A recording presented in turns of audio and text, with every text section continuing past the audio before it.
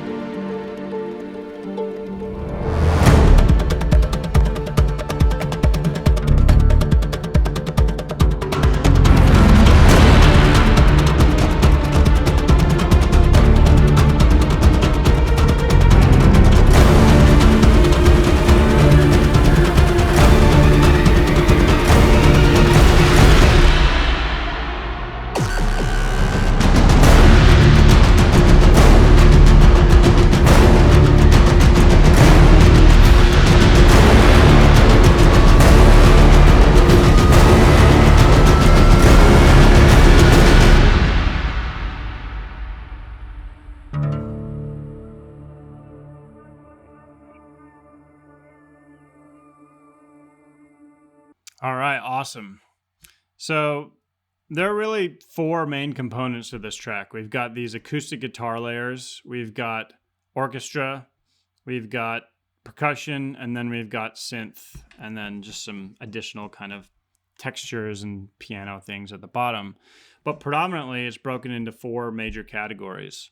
And I would say that the acoustic guitar textures are the main driving force behind this track. I feel like they are the backbone, the thing that kind of glues everything together. So I kind of want to just take a listen to how they sound on their own so you can get a sense of what they're adding to the whole piece.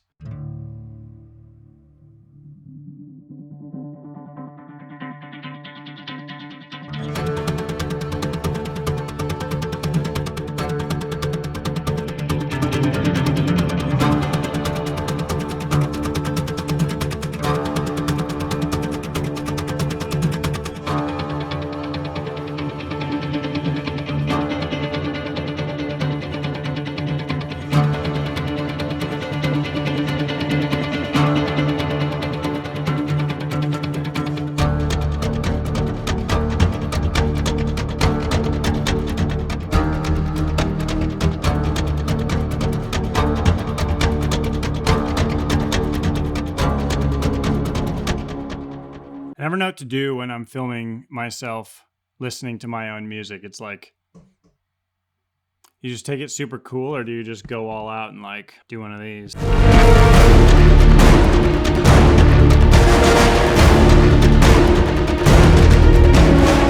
Because that's what I would do if I was on my own, let's be honest. I like to use riffs as a way to add a human-like energy to a production that's primarily using samples, because oftentimes I find that if I'm just using traditional sampled virtual instruments, the energy that you'd get from a live performance just isn't there. And so adding loops or little phrases and chunks of live performances can take your piece much further than you'd be able to otherwise. So let's look at some of the guitars still.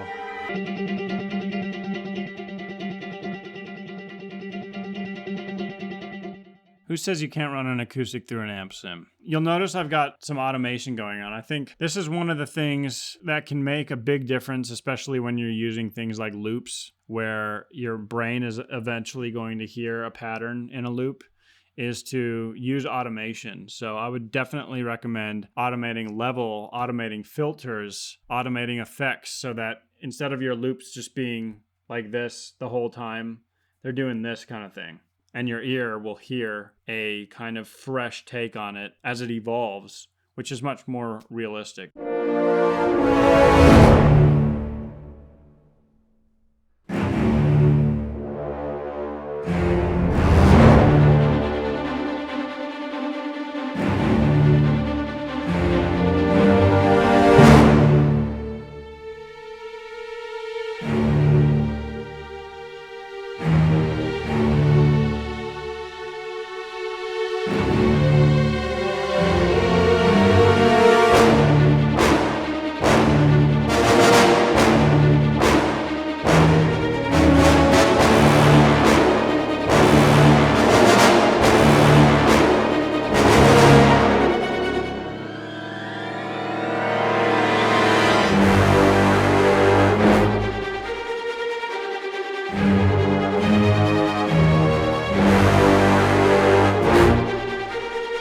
So the most important part of the orchestral aspects is choosing the right sample libraries to get the job done.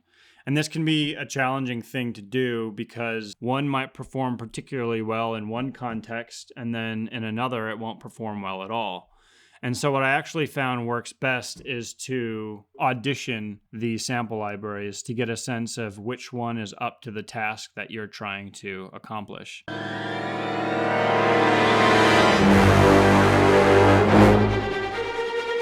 Things like crescendos need to be very dynamic, and oftentimes I'll use something like Symphobia where they've got pre-recorded swells and stuff like that for these little transition moments, because I feel like they actually add a lot more energy than trying to do it with a mod wheel.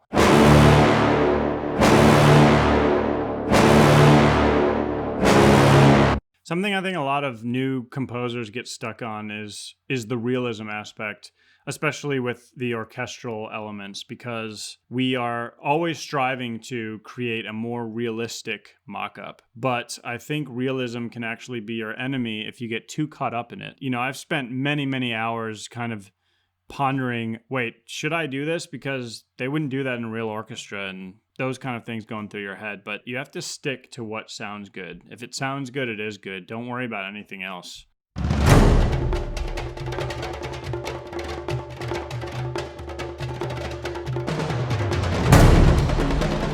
So the percussion is really adding to the scale and kind of the aggressiveness of the rhythms that we already established with the acoustic guitar.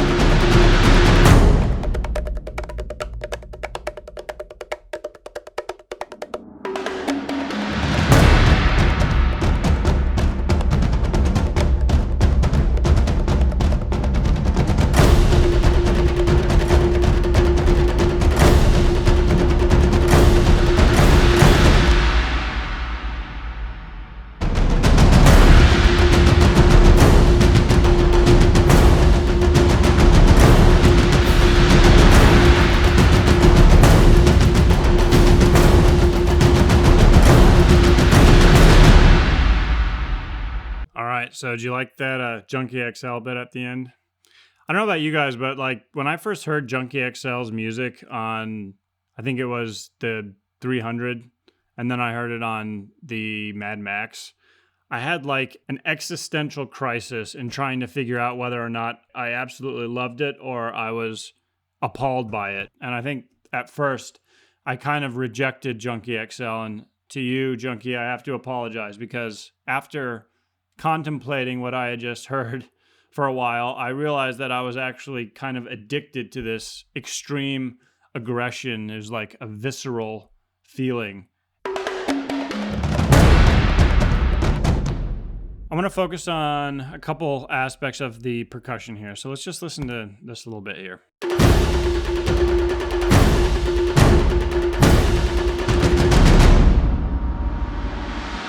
right, so this is a little detail, but these kind of things make a big difference in the overall picture. So I've got this one LA Modern percussion patch.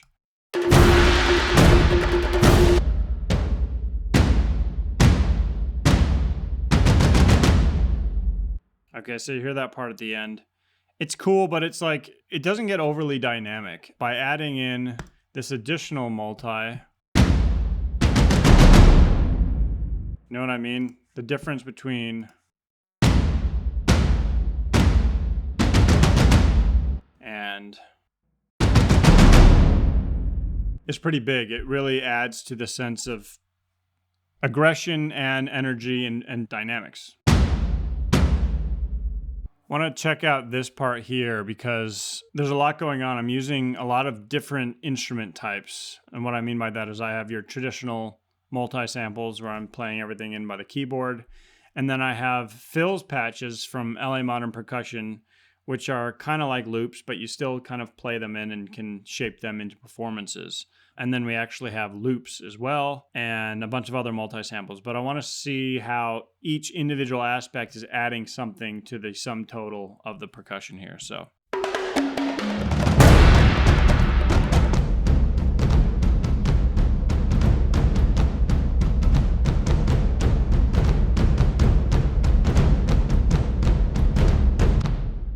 So I established that groove with one multi. And a lot of people would just leave it there. But if you add in a really basic little drum loop,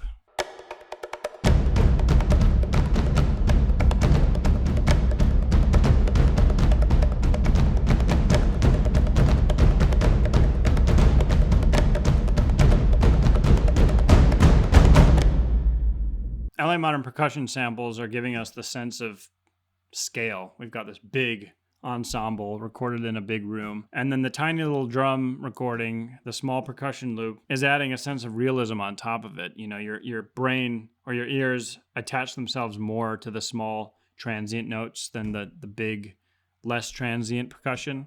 And so you hear that more realistically when you have a layer like that on top of it. But we took it even further with these fills patches, which follow the main groove, but have that human element to kind of add energy layered on top of that initial sound. So let's just take a listen to that.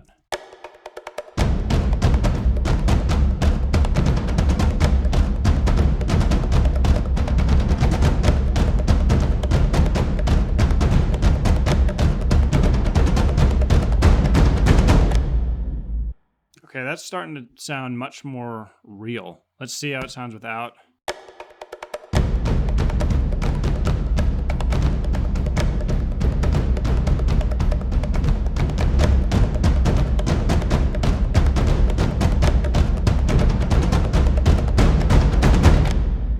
And then we add the energetic rhythms from the acoustic guitar.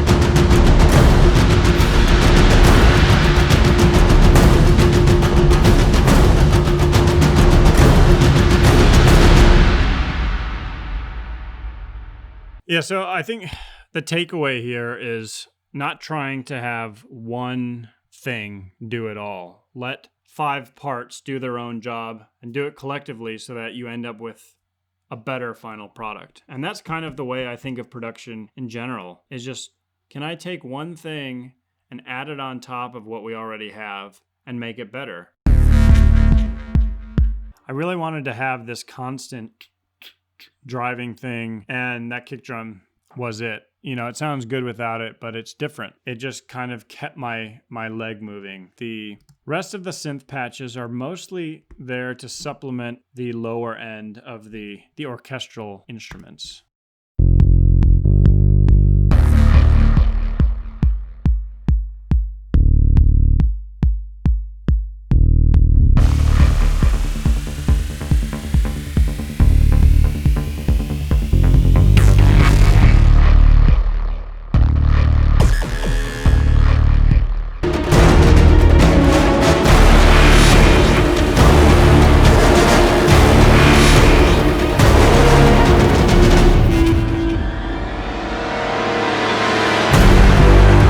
Main synth bass, that's from Scoring Synths, and really its sole purpose is to add low end to the arrangement. The reason why I even sampled a mini Moog to the extent that I did was because, to me, it just has a low end that can't be replicated with plugins yet.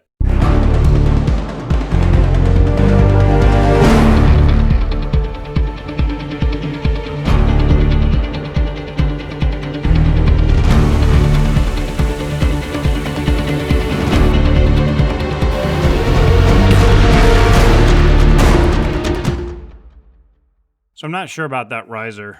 Maybe it's too loud. The point of it from a production perspective was to just add to this tension and build. But in this case, I'm not sure how I feel about it. You know, there's definitely such a thing as overproducing, and this is a good conversation for this video. Like, adding too much to the extent where it takes away from the elements that are actually telling the musical story is counterintuitive. You want everything to be enhancing what you already have created on a just note level. And as soon as the production distracts from that, you've gone too far. So in this case, dubstep synths and risers may have been taking the track too far. I don't know. You guys tell me what you think.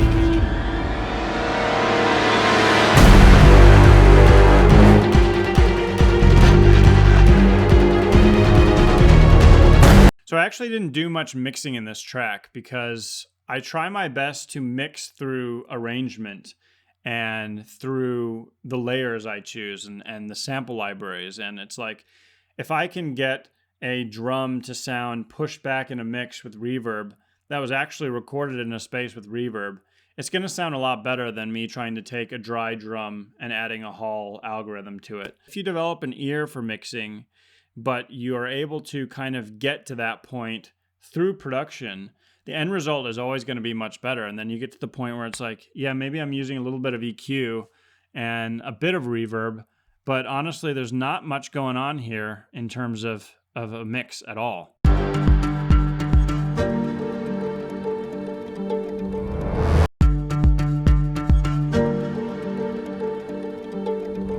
So this little part I put in there, it's kind of like the scene of the film where your main character is on the floor dying, and then he has a flashback of his missing daughter or something weird like that. Musically, the purpose of it was to create a little bit of a break from what we've been hearing up to this point. I feel like this track could have had the potential to easily feel repetitive and boring after a while. It's kind of the same thing restated in different ways. And so having these little moments of break from the main idea can help to keep everything sounding fresh. So something I like to do is actually put a mastering chain on my stereo out while I'm working. And I know that this is a very controversial topic.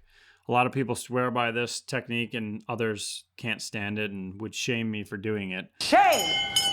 But the way I think of it is that if I put an instance of ozone on my stereo out, I can take it off at any point. I'm not baking in anything destructive into the audio. And what it does is it gets me closer to the end point while working than I would if I had it off. I don't want to hear all of the individual elements not mixed and be a point of distraction for me when I can be working on the bigger picture, which is the whole arrangement and the composition.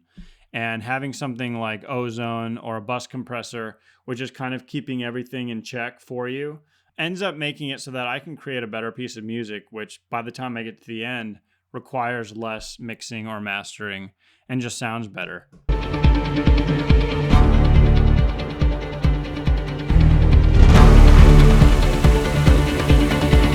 All right, guys, thanks for watching. My name's Oliver Codd. I hope you enjoyed this and found it helpful.